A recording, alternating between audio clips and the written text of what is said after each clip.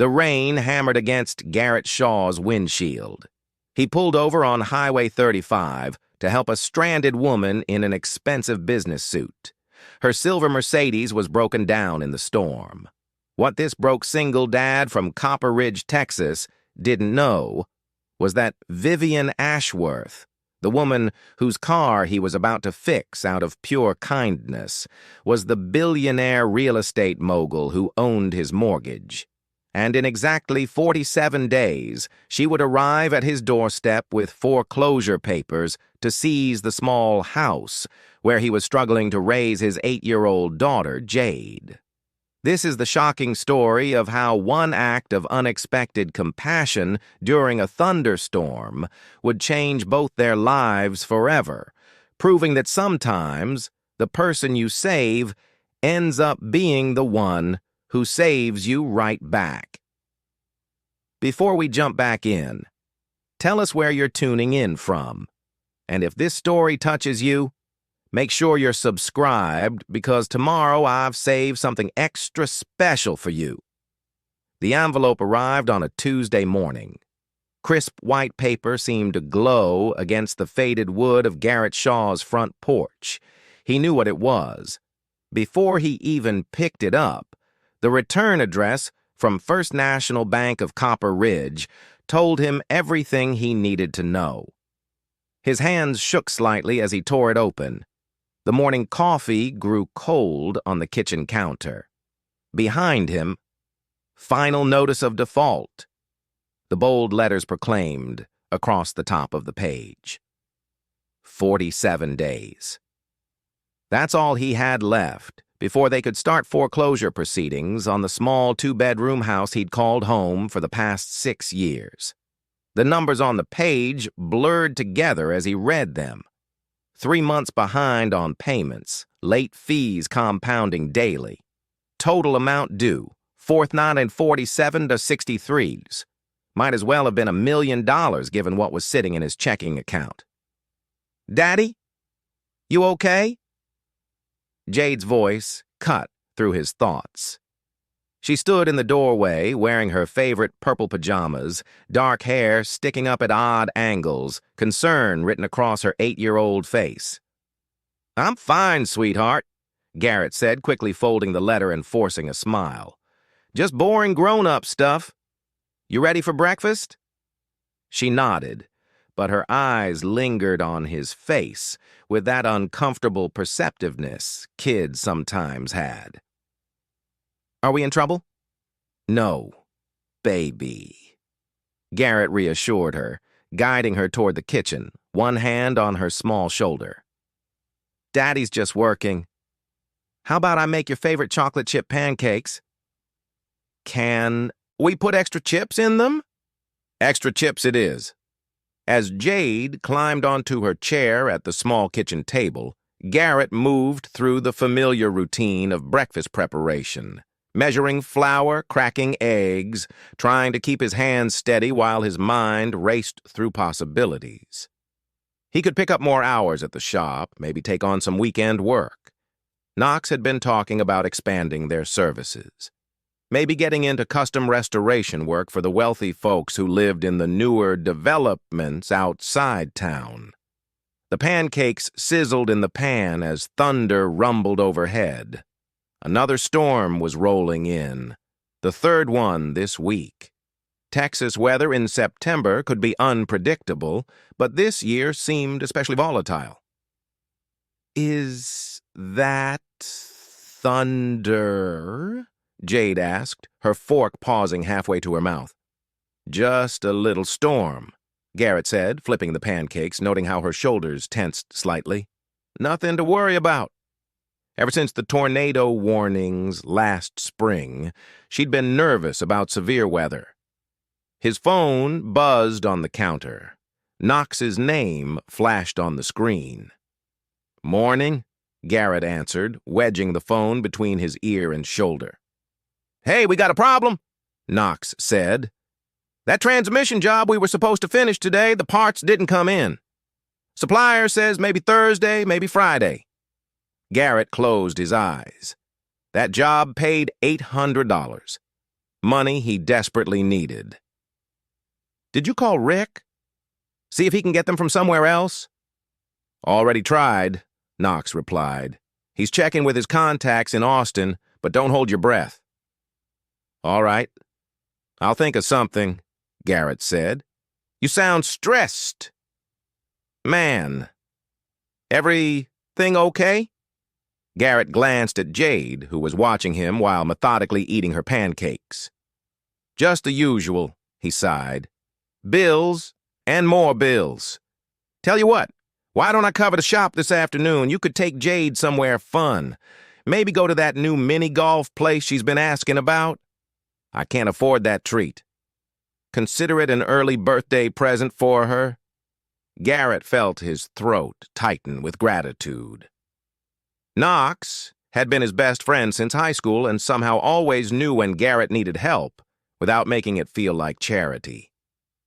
"Thanks, Knox. I owe you." "You don't owe me anything," Knox said. "That's what friends are for." After hanging up, Garrett served Jade her second helping of pancakes and watched her eat. She had her mother's delicate features, but his stubborn chin. Sometimes he wondered if she remembered much about Sarah, who'd left when Jade was only 5. Probably better that she didn't. "Daddy, why does it thunder?" Jade asked, glancing toward the window where lightning flickered in the distance. "Well," Garrett explained, "when warm air meets cold air way up in the clouds, it creates friction. That friction makes electricity, and electricity makes noise. Like when I rub my socks on the carpet and shock you." Garrett laughed. "Exactly like that, except much bigger?" Thunder rolled overhead again, closer this time. Jade's fork clinked against her plate as she set it down. "Hey," Garrett said, reaching across the table and squeezing her hand. "Remember what we talked about? Storms are just nature's way of cleaning the air. Nothing scary about it." She nodded, but he could see the worry in her dark eyes, the same eyes that looked back at him from the mirror every morning, carrying worries no 8-year-old should have to think about. After breakfast, Garrett walked Jade to school. The storm clouds were building overhead, dark and heavy with the promise of rain. Other parents hurried past them on the sidewalk, some clutching umbrellas, others checking their phones for weather updates. "Mr. Shaw," Barbara Clark called out as they approached the school entrance. Jade's teacher was standing under the covered walkway, her red hair bright against the gray morning. "Could I speak with you for a moment?" Garrett's stomach dropped. In his experience, teachers who wanted to talk usually had bad news to share. "I'll see you after school. Okay, Butterfly?" He kissed the top of Jade's head and watched her disappear into the building with her classmates. "Is everything all right?" he asked Barbara. "Oh, yes," Barbara reassured him. "Everything's fine. Actually, I wanted to talk to you about Jade's writing assignment. She wrote a story about a superhero whose power is fixing things. Cars, broken toys, even broken hearts." Barbara smiled.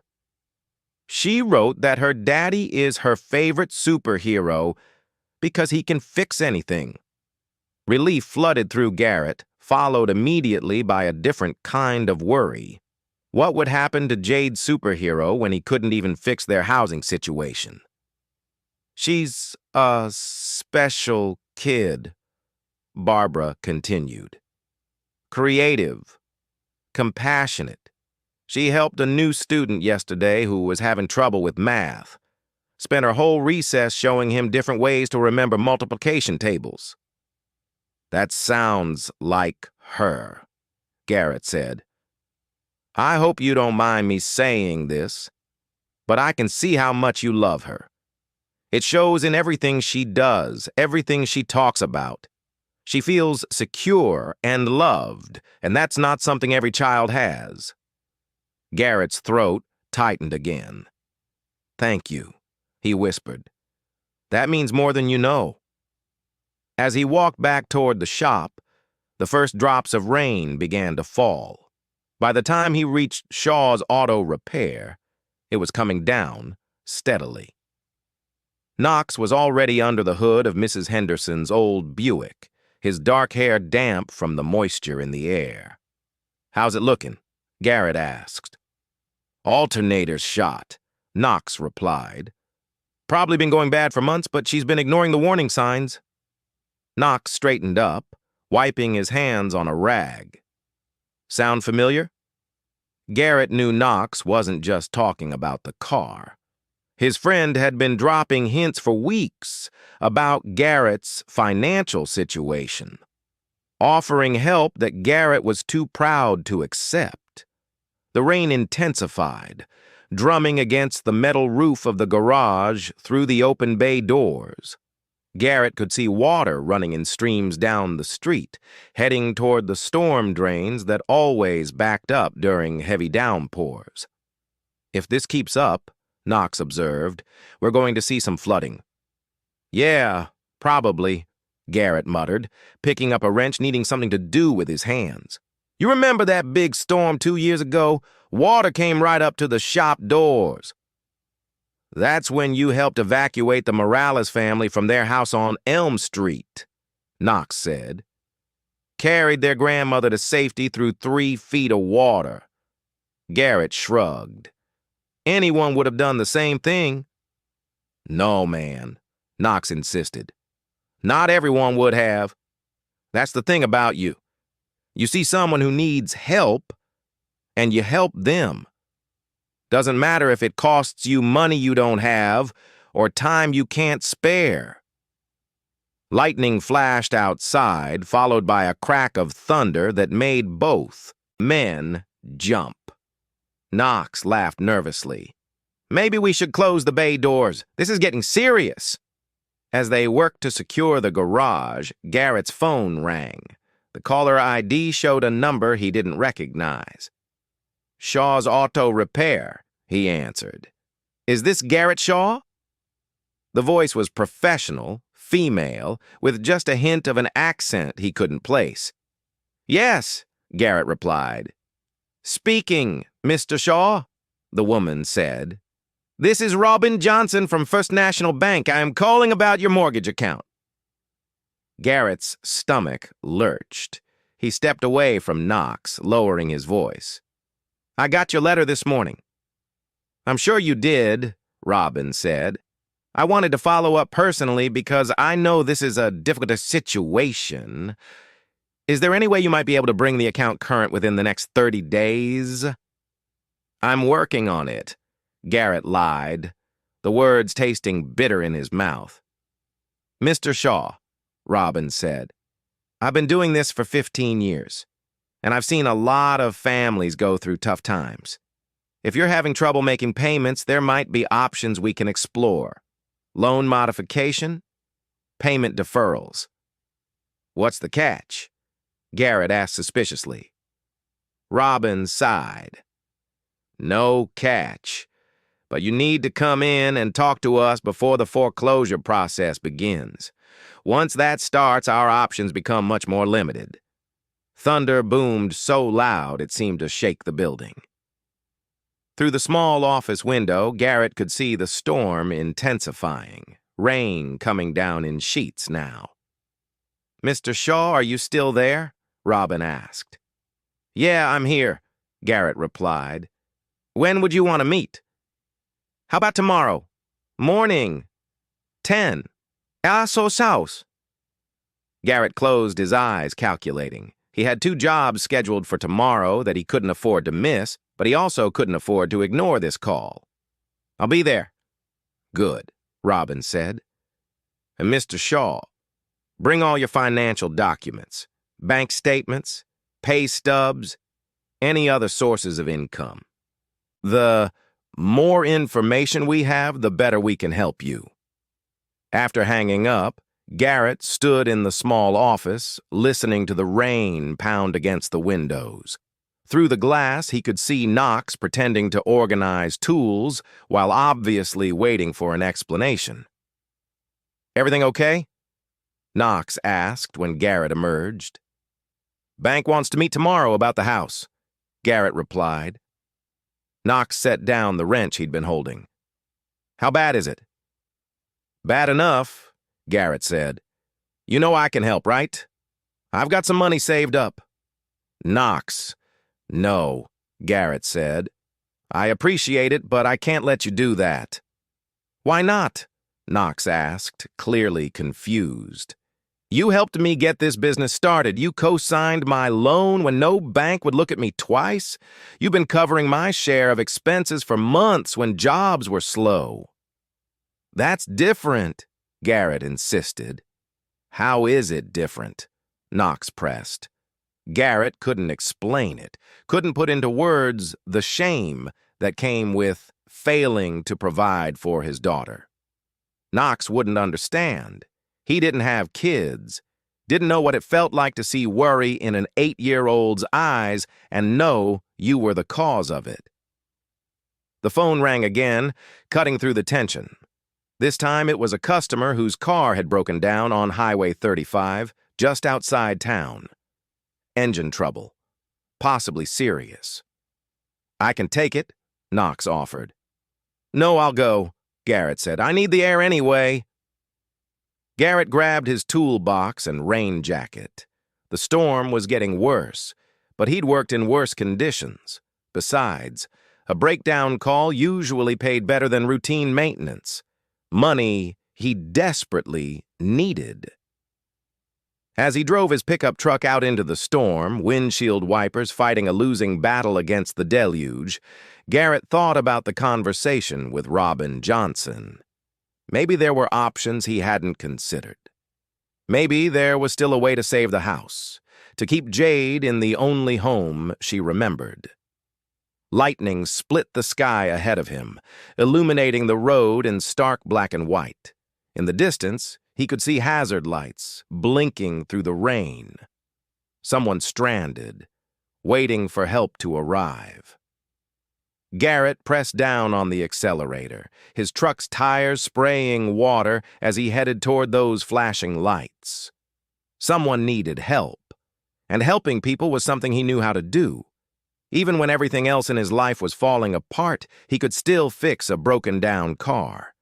He had no way of knowing that the person waiting for him in that expensive silver Mercedes would hold the power to either save his family or destroy it completely. All he knew was that someone was stranded in a storm, and that's all he needed to know. Telling and preparing this story took us a lot of time, so if you're enjoying it, subscribe to our channel. It means a lot to us. Now, back to the story. The silver Mercedes sat at an awkward angle on the shoulder of Highway 35, its hazard lights cutting through the sheets of rain like desperate signals from a sinking ship. Garrett pulled his pickup truck behind it, noting the expansive curves of the luxury vehicle and the Texas plates that looked far too clean for someone from around Copper Ridge. As he stepped out into the downpour, his boots splashed into a puddle that immediately soaked through to his socks. The woman standing beside the Mercedes turned toward him, and even through the rain, he could see the relief wash over her face. She was probably in her early 40s, with dark hair that was rapidly losing its carefully styled arrangement. The storm. Her business suit was tailored and expensive looking, but it was also completely unsuited for standing on a highway in a thunderstorm. She held a cell phone above her head like it might somehow catch a signal through sheer determination. "Thank God!" she called out over the sound of the rain. "I've been stuck here for 20 minutes. Garrett jogged to her, his toolbox in one hand and a baseball cap pulled low over his eyes. "What seems to be the problem?" "It just died," she said. "I was driving along fine. Then it started making this grinding noise. And then, nothing." She gestured helplessly at the car. "The engine won't turn over at all."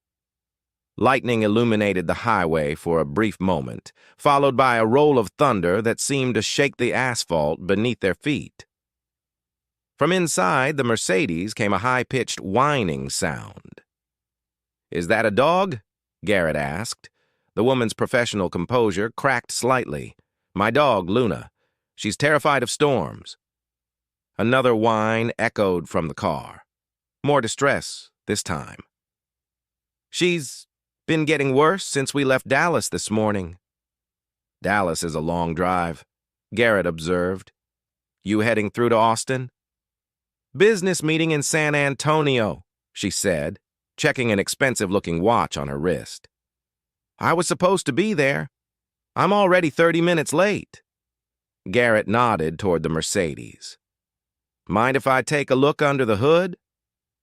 "Please," she said. "I'll pay you whatever your usual rate is, plus extra for coming out in this weather."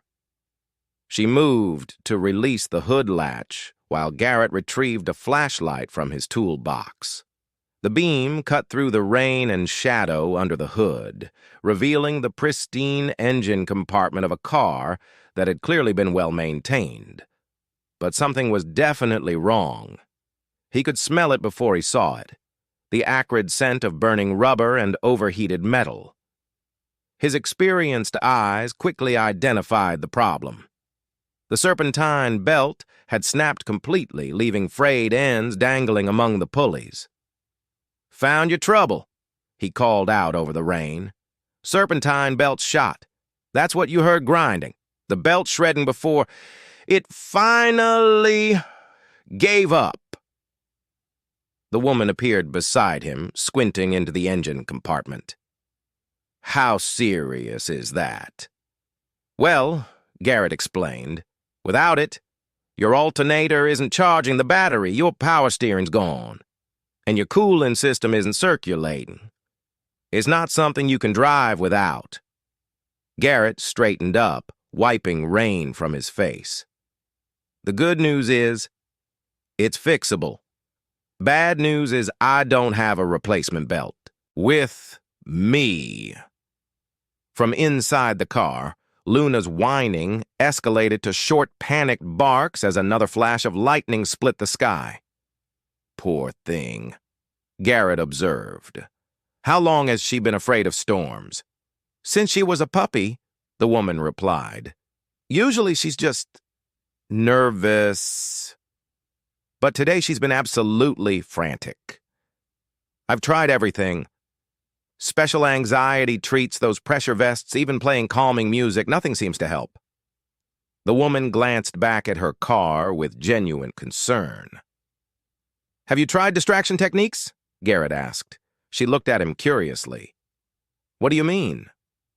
"Sometimes with storm anxiety," Garrett explained, "the anticipation is worse than the actual thunder. If you can keep their mind occupied on something else, it helps." Garrett walked toward the passenger side of the Mercedes. "Mind if I try something?" The woman hesitated for just a moment, then nodded. "At this point, I'm willing to try anything." Garrett opened the passenger door carefully. Luna was a beautiful golden retriever, but she was pressed against the far side of the back seat, trembling visibly. Her amber eyes were wide with fear, and she panted rapidly despite the cool air from the storm. "Hey there, Luna," Garrett said in a low, calm voice. "Rough day, huh?" The dog whimpered and tried to press herself further into the corner of the seat. "She doesn't usually warm up to strangers quickly," the woman said from behind him. "That's okay," Garrett said. "Sometimes scared animals just need to know you're not a threat." Garrett reached into his shirt pocket and pulled out a small package of crackers, part of the lunch he'd packed that morning but never eaten. "Mind if I give her one of these? Just plain saltines?" "I suppose that would be okay," the woman replied. Garrett unwrapped a cracker and broke off a small piece. Instead of reaching toward Luna, he simply held it in his open palm and waited. The dog's nose twitched as she caught the scent. "The key is not to force it," he explained quietly. "Let her make the choice to come to you." Thunder rumbled overhead, and Luna whimpered, but this time she also took a tentative step forward. The smell of the cracker seemed to be winning the battle against her fear. "I've never seen her respond to a stranger like this," the woman said, sounding genuinely surprised. "Dogs are good judges of character," Garrett replied. "They can sense when someone means them no harm." Luna stretched her neck forward, just far enough to delicately take the piece of cracker from his palm. As she chewed, Garrett began speaking to her in the same calm, steady voice. "My daughter, Jade, used to be afraid of storms, too. Not quite like this, but she'd get upset every time thunder started. You know what helped her?" "What?" the woman asked, giving her something to focus on besides the noise. "We'd count the seconds between lightning and thunder," Garrett explained. "Figure out how far away the storm was. Or we'd make up stories about what the thunder clouds were doing up there, having races, playing music, moving furniture around." As if to demonstrate, lightning flickered in the distance, followed several seconds later by a gentler roll of thunder. Luna's ears perked up, but she didn't retreat to the corner of the seat. "See, that one was pretty far away, maybe 3 or 4 miles. Garrett offered another piece of cracker. "The closer ones are the ones that sound like they're right on top of you." "You seem to know a lot about calm and anxious creatures," the woman observed. "Comes with the territory of being a single dad," Garrett replied. "I guess you learn to handle all kinds of emergencies." "Your daughter, how old is she?" 8, Garrett said. His voice softened with obvious affection. "Her name's Jade. She's probably at school right now, hopefully not worrying too much about this storm." Luna had moved closer now, close enough for Garrett to gently scratch behind her ears. Her trembling had lessened considerably, though she still flinched slightly when thunder rolled overhead. "That's remarkable," the woman said. "I've had her for 3 years and I've never been able to calm her down during a storm like this. Sometimes it just takes a different approach," Garrett said, continuing to pet Luna, who was now leaning into his touch. "Now, about your car. I might be able to rig a temporary fix to get you to the next town. There's a parts store in Millfield about 15 miles down the highway. They should have a replacement belt." "How temporary is temporary?" she asked. "If I can fashion something from what I've got in my truck," Garrett replied, "it should hold for maybe 20-30 miles, long enough to get you to a proper repair shop, but you'd need to drive slow and easy." The woman checked her watch again, her expression tightening with worry. "My meeting was supposed to start an hour ago. This is a really important client." "Business must be pretty serious to drive through weather like this," Garrett remarked. "Real estate," she said. "I'm supposed to be presenting a development proposal to a group of investors. It's taken months to arrange this meeting." Garrett nodded, understanding the pressure of important deadlines. "Let me see what I can do about that belt." He retrieved a heavy-duty bungee cord from his toolbox, along with some electrical tape. It wasn't ideal, and it definitely wasn't pretty, but with some careful routing around the pulleys, he might be able to create something that would function temporarily. Working under the hood in the pouring rain was miserable, but Garrett had done worse jobs in worse conditions. His hands moved with practiced efficiency, routing the makeshift belt around the alternator, power steering pump, and cooling system pulleys.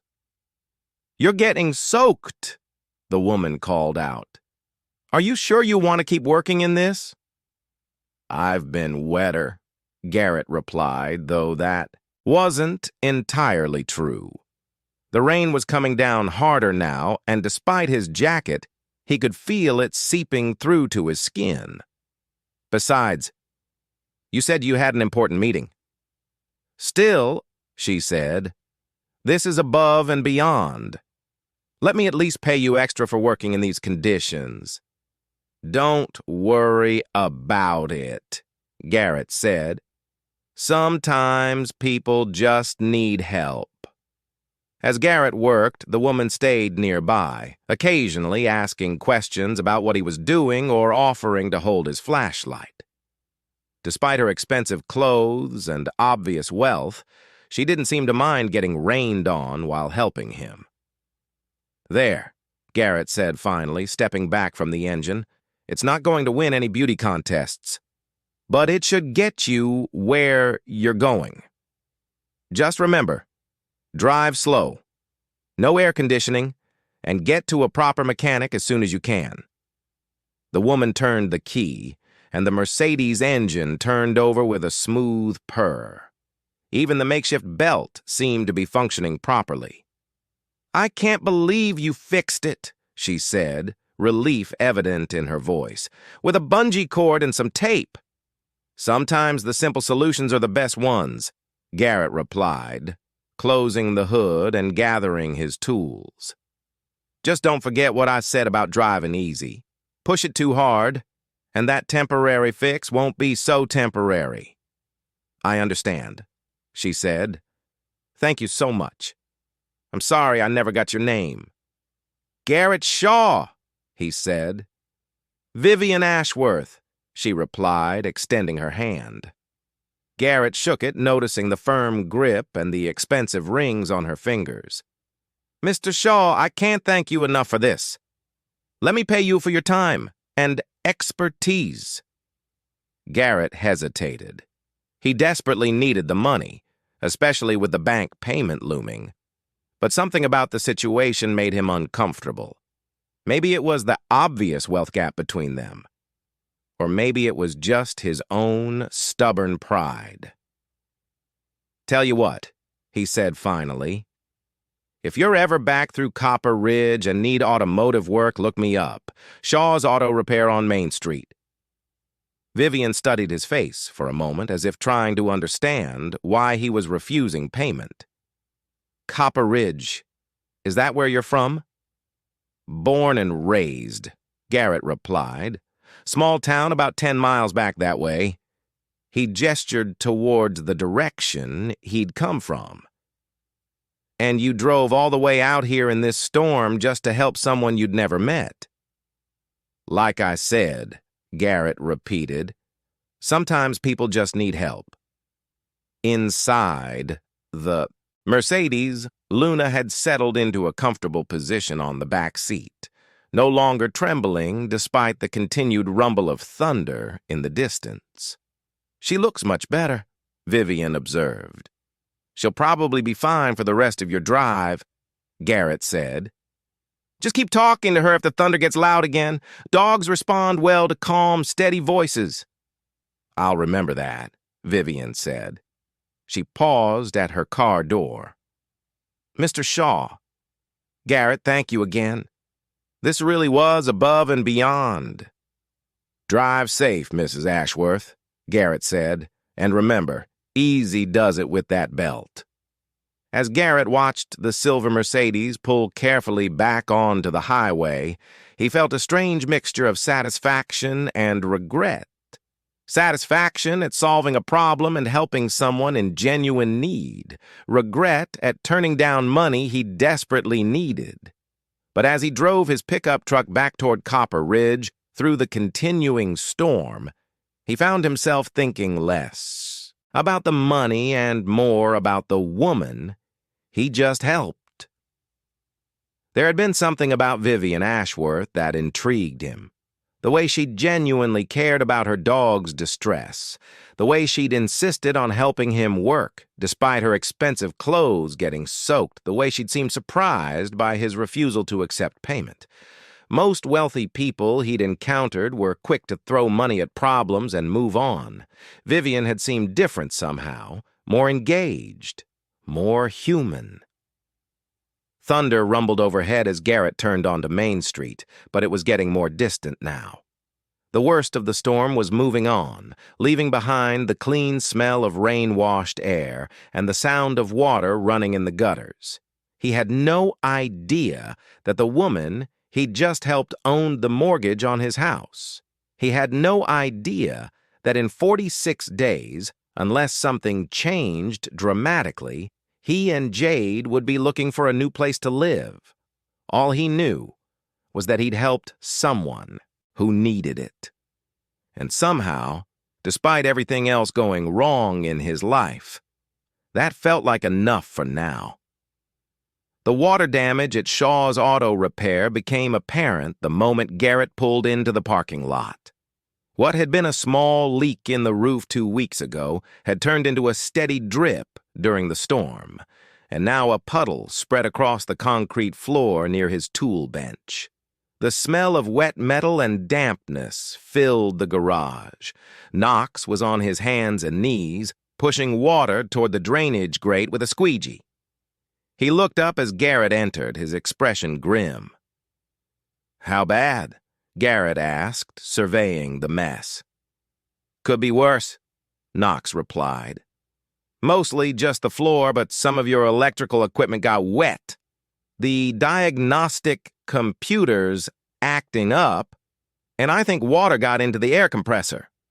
Garrett closed his eyes and calculated the cost of repairs. The diagnostic computer alone would be $800 to replace, money he absolutely didn't have. "Did any of the customer cars get damaged?" "Mrs. Henderson's Buick caught some drips," Knox said, "but nothing serious. I moved it to the other bay." Knox straightened up, brushing water from his knees. "How'd the highway call go?" "Fixed it," Garrett said. "Serpentine belt on a Mercedes." "Mercedes, huh?" Knox whistled. "Must have paid well." Garrett began mopping water away from his workbench, avoiding Knox's eyes. "She offered, but I told her not to worry about it." Knox stopped squeegeeing and stared at him. "You what?"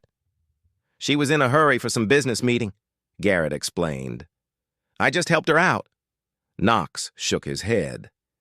"Garrett, man, we talked about this. You can't keep giving away free work, especially not now." "It wasn't that complicated a job," Garrett protested. "A highway service call in the middle of a thunderstorm for a Mercedes owner isn't complicated," Knox said. Garrett knew Knox was right, but he couldn't explain the impulse that had made him refuse payment. There had been something about Vivian Ashworth's genuine gratitude, her concern for her dog, the way she'd stayed to help despite her expensive clothes getting soaked. The shop phone rang, cutting through the tension. Garrett answered with his usual greeting. "Shaw's Auto Repair?" he said. "Mr. Shaw," a voice said. "This is David Turner. I represent Ashworth Properties." Garrett frowned. The name Ashworth sounded familiar, but he couldn't place it immediately. "What can I do for you?" Garrett asked.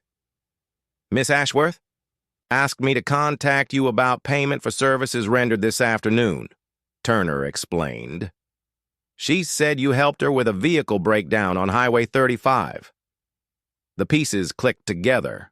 Vivian Ashworth had sent her business manager to pay him despite his protests. Part of him felt grateful, but another part felt slightly insulted that she hadn't just let it go. "That's really not necessary," Garrett said. "I told her not to worry about it." "Miss Ashworth was quite insistent," Turner replied. "She said you went above and beyond. working in dangerous weather conditions to help a complete stranger. She wants to make sure you're compensated appropriately."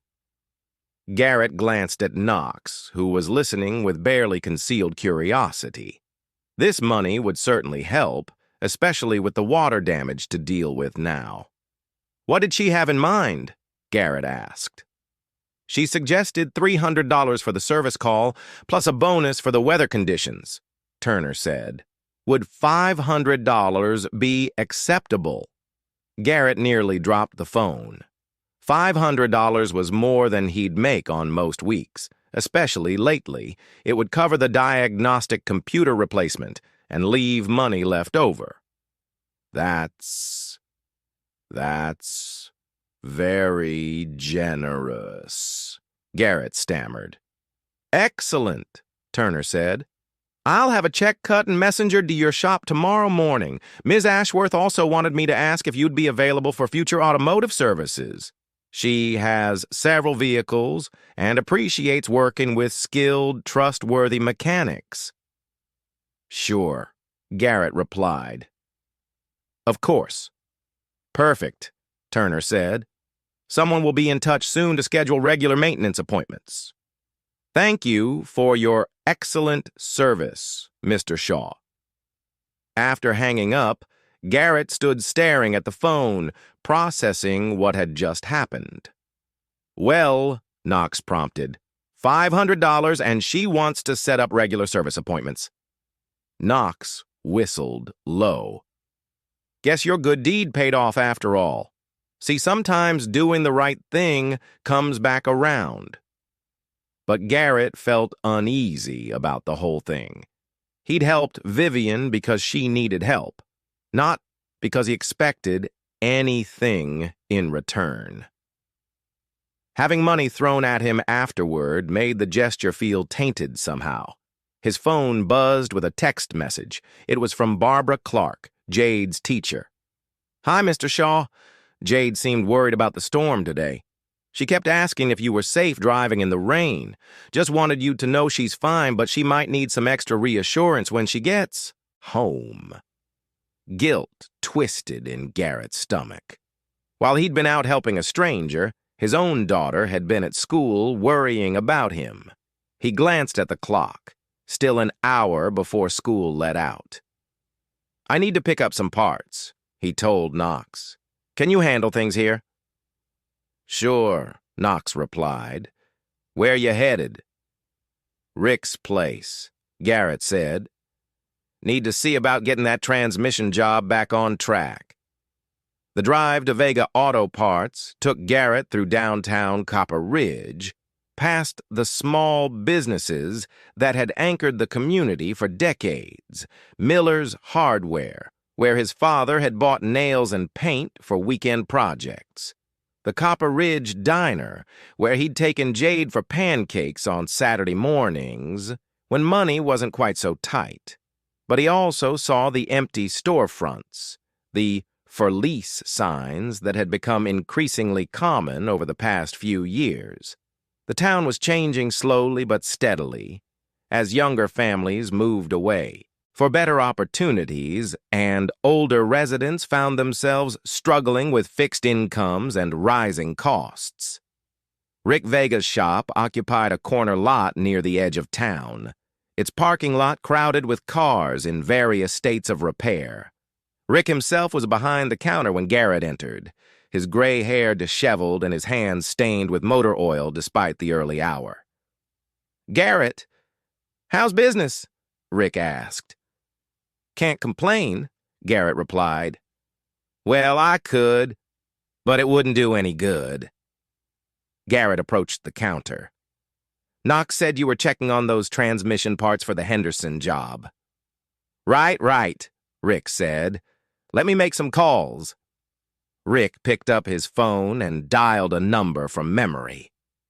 "Tony, it's Rick Vega. I need a complete rebuild kit for a 2018 Buick LaCrosse. Yeah, I know they're hard to find." While Rick negotiated with his supplier, Garrett wandered the aisles of auto parts, calculating costs, and trying to figure out how to stretch his limited budget. Even with the $500 from Vivian Ashworth, he was still behind on everything. "Bad news," Rick said when he hung up. "Earliest they can get those parts is next week. But I might have another option." "I'm listening," Garrett said. "There's a salvage yard in Austin that specializes in late-model luxury cars," Rick explained. "They might have what you need, but you'd have to drive down there and pull the parts yourself." "How far?" Garrett asked. 3 hours, maybe 4 with traffic," Rick replied. "But if they have what you need, you could save about 60% off new parts cost." Garrett did the math.